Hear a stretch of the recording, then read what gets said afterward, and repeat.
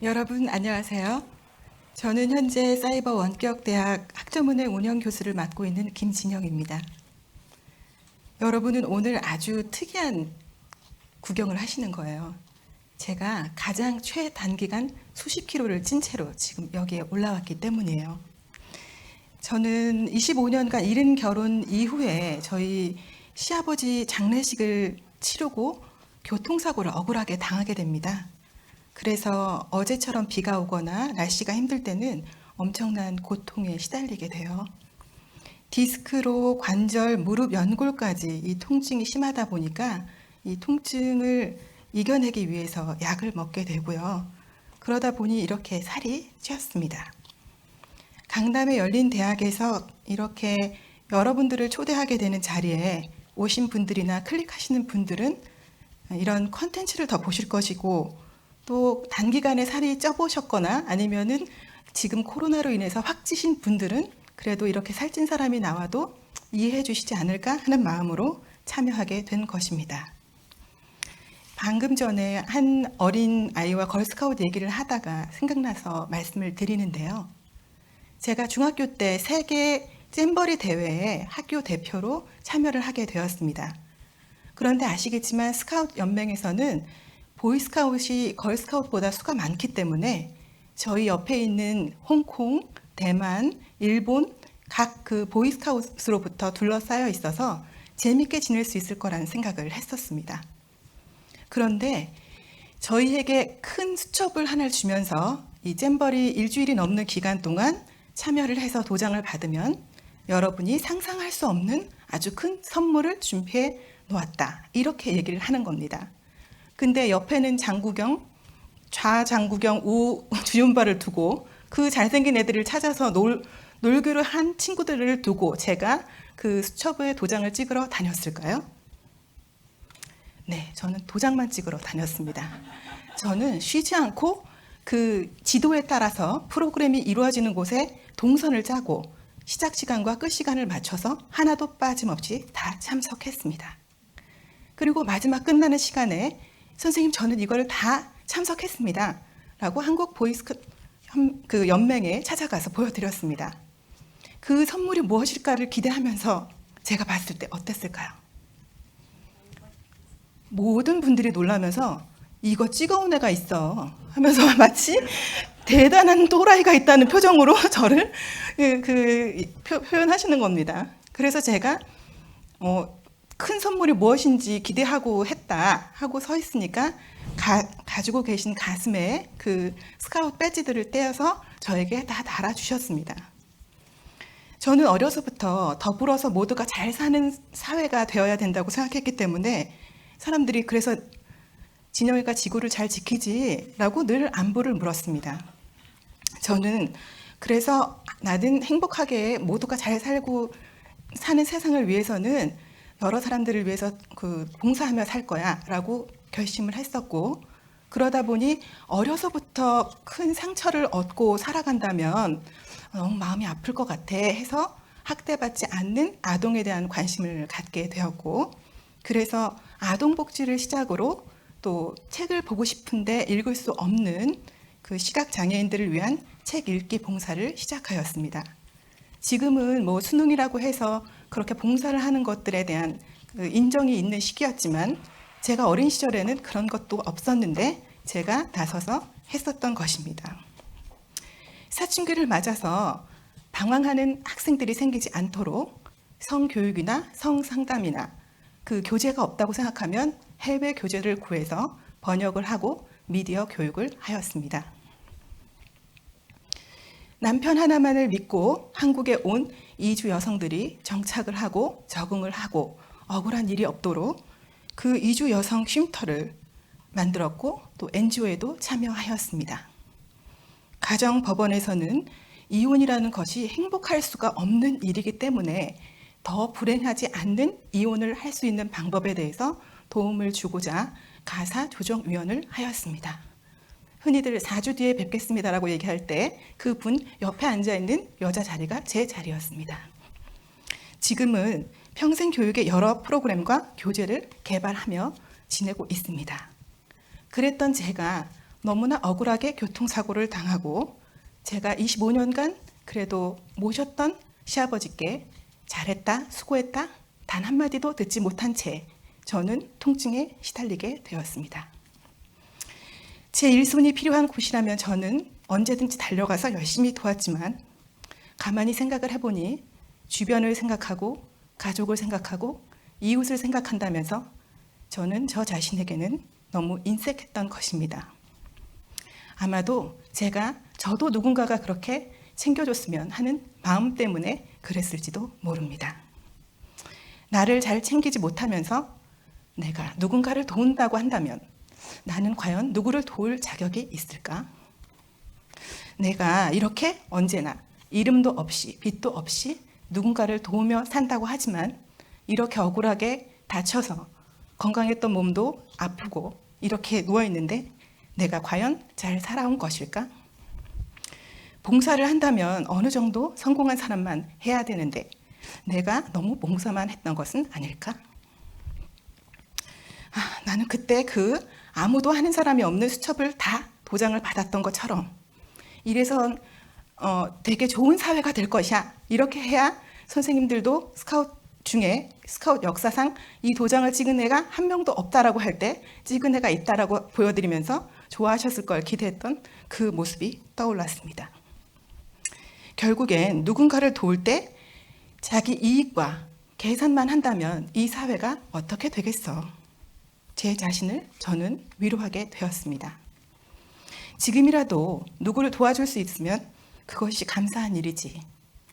그러면서 저는 보이지 않는 곳에 그동안 해왔던 일들이 의미 없는 일은 아닐 것이라고 위로했습니다.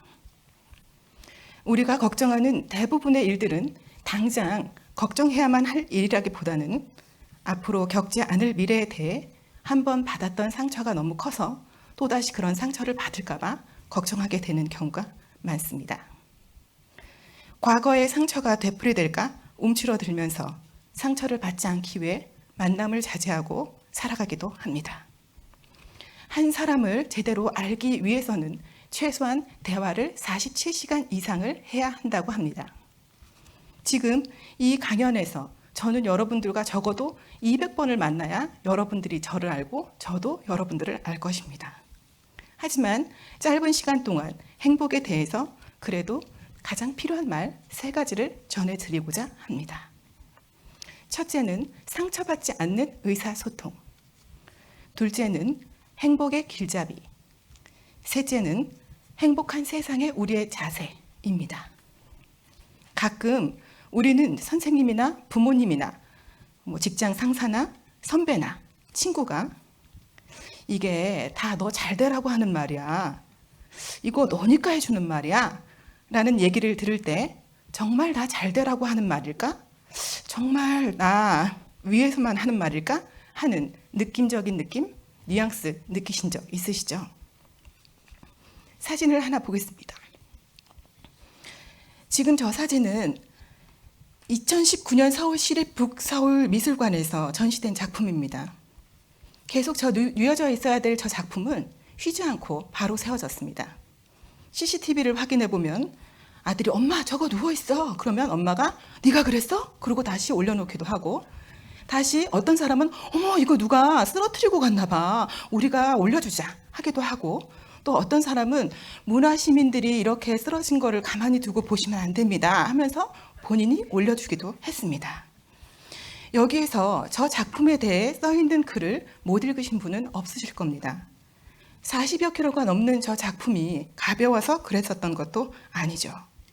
이만큼 우리는 내가 언제 몇 시에 그런 말을 했는데 라고 얘기를 하지만 상대가 받아들일 때는 그 말의 단어의 뜻이 가지고 있는 게 전달되는 것은 단 7%뿐이고 그 외의 것으로 우리는 받아들이게 됩니다. 그래서 똑같은 말을 똑같은 시간에 들었어도 각자가 받아들이는 것은 각자의 경험에 따라 다르게 되는 것입니다. 그래서 사회학자 메러비안의 연구를 통해 우리는 그 밖에 본 단어의 뜻이 아닌 93%에 대해 지금 이해해 보고자 합니다. 예를 들어서 어디에 문제가 생겼을 때 전화를 해보면 죄송합니다만 모르겠습니다. 이렇게 얘기하시는 거 들어보신 적 있으시죠? 죄송하다라고 하는 상황보다는 이 상황을 조금 더 확인해보고 알아봐 줄 수도 있을 것 같은데 쉽게 죄송하다라는 단어를 통해 본인이 그냥 무마하려고 하는 것은 아닌가 하는 생각이 들 때가 있습니다. 뿐만 아니라 미안합니다 라는 얘기를 해야 되는데 미안합니다 아니면은 미안하다고 했잖아요.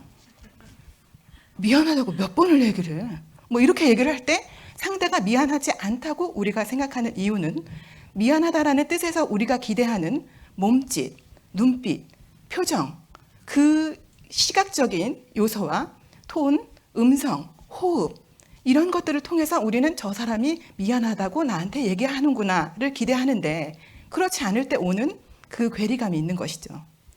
사랑한다고 했잖아! 이렇게 소리를 지르면 모든 게 널 사랑해서 했다는데 전혀 사랑한 것처럼 느껴지지 않습니다. 그런 것들이 그는 그렇게 얘기했다고 하지만 내가 그렇게 느끼지 않는 첫 번째 이유인 것입니다. 다음 사진을 보시겠습니다.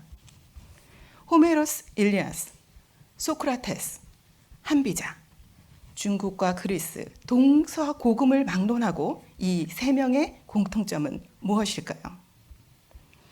다음 사진을 또 보시겠습니다. 4,000년의 문명을 자랑하는 수메르 문명입니다. 이집트 피라미드의 로제타 스톤보다도 더 이전에 쐐기 문자를 통해서 나왔던 저 글에는 무슨 말이 써 있을까요? 요즘 애들은 버릇이 없다.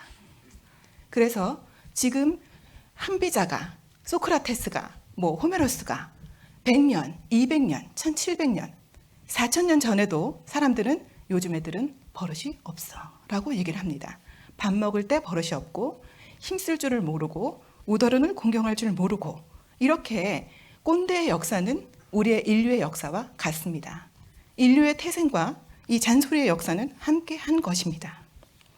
몸매가 예쁜 여자를 봤다고 하죠. 그럼 대부분은 칭찬을 할 수 있지만 그 밖에 일부의 사람들은 저 몸매를 만들으라고 다른 거는 하나도 못했겠네. 혹은 몸매가 갑자기 저처럼 변한 사람의 경우를 보면 그 원인도 묻지 않고 어쩌다가 그렇게 자기 관리를 못하게 됐어 라고 얘기를 합니다. 명품을 막 사대는 사람을 보면 된장년이 사치스러운 사람이라고 얘기를 하면서 명품 하나 없는 사람을 보면 아유 돈 쓸 줄도 모르지 골프장도 못 가봤지 라고 얘기를 합니다. 그렇기 때문에 언제나 뒷말은 하면 할 수 있는 것입니다. 그런데 그렇게 뒷말을 하는 사람들 때문에 우리가 마음을 상해한다면 누구만 손해일까요? 어른이라고 해서 다 맞는 것도 아니고 아이라고 해서 언제나 틀린 것도 아닙니다. 그러면서도 우리는 꿈이 뭐야? 그래서 계획이 뭐야? 그래서 어떻게 할 거야? 라고 물어봅니다. 그것도 관심이 있기 때문이라면서요. 그렇지만 꿈을 정작 얘기를 하면 그게 현실 가능해? 그게 너한테 맞는 것 같아? 하면서 남의 꿈을 꺾기 일쑤입니다. 그 어느 때보다도 우리는 행복하게 살아가야 하는 그 길잡이가 필요한 시기입니다. 서로 북돋우면서 응원을 해야 될 이때에 여러분들에게는 길잡이가 있으신가요?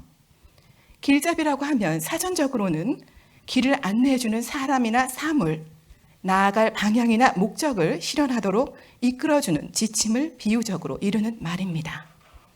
특히 성적을 올리기 위해, 입시에 좋은 성적을 받기 위해, 취업에 성공하기 위해, 자격증을 따기 위해 기존의 기출문제라고 하는 길잡이는 많은 도움이 됩니다. 그러나 어느 길을 간다고 할 때 그 길을 내가 가보지 않았는데 누군가가 갔던 길이라고 하는 증명을 받게 된다면 큰 도움을 얻을 수 있습니다. 그러나 우리는 그 어떤 길잡이도 완벽하지 않다는 것을 알아야 합니다. 가다가 안 하던 공사를 할 수도 있고 예기치 못했던 사고를 만날 수도 있습니다.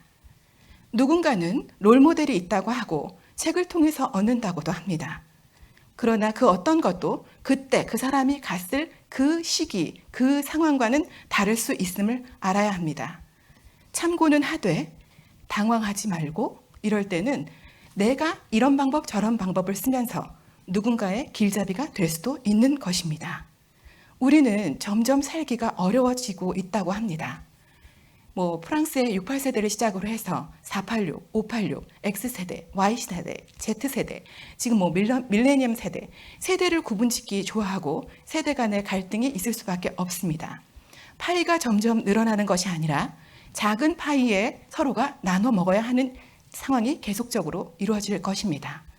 그럼 이런 때일수록 노력해서 안 되는 게 어딨어? 노력을 해야지 라고 다그친다면 아무리 노력을 해도 취업 공고가 나는 곳이 없는데, 아무리 노력을 해도 일자리를 찾기가 어려운데, 시간제 아니면은 계약직 아니면은 지금 다른 거를 찾기가 어려운 상황인데도 노력을 하라고만 강요하고 있지는 않습니까? 지금 취업이 제대로 되지 않으니 연애도 하지 않고 결혼도 하지 않고 아이도 낳지 않고 집도 얻지도 못하고 그러면서 희망도 없다고 합니다. 우리가 살던 세대보다 어떻게 보면 지금의 세대가 더 힘들 수도 있습니다. 전쟁이나 재난, 재해에도 인류는 생존해 왔습니다. 하지만 먹을 게 있어도 잘 곳이 있어도 응원과 위로가 없이는 살기가 어려워집니다. 서로의 위로와 상황이 어느 때보다 필요한 때에 우리는 서로에게 상처를 주는 말을 하고 있는 것은 아닌가 싶습니다. 인간관계는 모닥불과 같다고 합니다. 너무 경계 없이 가까이 갔다가는 불똥이 튀고 또 뜨겁게 데일 수도 있고, 너무 동떨어져 있으면 추워서 외부의 공격을 받게 마련입니다. 여러분 혹시 기쁨은 나누면 배가 되고 슬픔은 나누면 반으로 줄어든다는 말을 믿고 계신가요? 그 말을 믿고 계시다면 기뻐서 함께 축하받고 싶어 얘기를 했다가 어느 날 진짜 잘난 척한다라는 얘기를 들으실 수 있습니다. 슬퍼서 너무나 자기의 속 얘기를 다 얘기했다가 너가 그러니까 그런 거야 라고 약점이 되어 언젠가는 공격을 당할 수도 있습니다. 우리는 말 한마디로 천냥빚을 갚는다고 하면서 쉬지 않고 다른 누군가에게 또 상처를 주는 말들을 하기도 합니다. 흔히 이 또한 지나가리라 하는 무기력한 상태에서 시간만 약인 것처럼 버틸 때도 있습니다. 다 지나간 일인데도 나를 아프게 하는 사건들은 있습니다. 진심으로 나를 위로하는 시간, 내가 과거에 어떻게 살아왔길래 나를 이렇게 내 주변에 위로해주는 사람이 없지? 이렇게 절망하거나 우울해하지 마세요. 내가 나 스스로에게 노력하면 되는 거야, 넌 할 수 있어 라는 말은 해야 된다고 그동안 교육을 받았으면서도 한 번도 그래, 그래서 힘들었겠구나, 그래, 그런 상황이어서 너가 속상했겠구나, 그래, 그랬으면 참 좋았을 텐데 안타깝다, 이런 스스로의 다독임도 필요한 때입니다. 앞으로는 0. 몇 초 만에 판단이 되는 영상의 시대라고 합니다. 우리의 정보들은 얕고 옅은 단계로 더욱 이미지에만 치중될 수도 있습니다. 잠깐만 만났다가도 내 스타일이 아니다 싶으면 상처받을까 봐 잠수를 타거나 회피를 하거나 가까이 지내던 사람과도 언제 어느 순간에 연락을 끊고 손절을 하기도 하는 시대입니다. 누군가에게 듣고 싶은 그 말, 나에게 해주면서 위로를 하는 그런 연습이 필요한 때입니다. 걱정도 연습이고 행복도 연습입니다. 만약에 들었다가 이대로 그냥 세상 끝났으면 좋겠다 하는 감정 들으신 적 있으십니까? 아니면 그런 경험을 해보셨던 적 있으십니까? 그 고통을 저는 다 안다고 말씀드릴 수는 없지만 지금 이 순간 공감을 해드릴 수는 있습니다. 오늘도 인간관계가 힘든 우리에게 어차피 남 얘기할 사람은 남 얘기한다. 그리고 그 어떤 길잡이도 완벽하게 나의 길을 이끌어줄 수는 없다라는 말씀을 남기면서 지금까지 여러분들은 잘 버텨오셨고 지금 힘든 상황이지만 잘 해내실 수 있을 거라는 말씀을 드리고 싶습니다. 오늘을 사시는 여러분들은 아름답습니다. 감사합니다.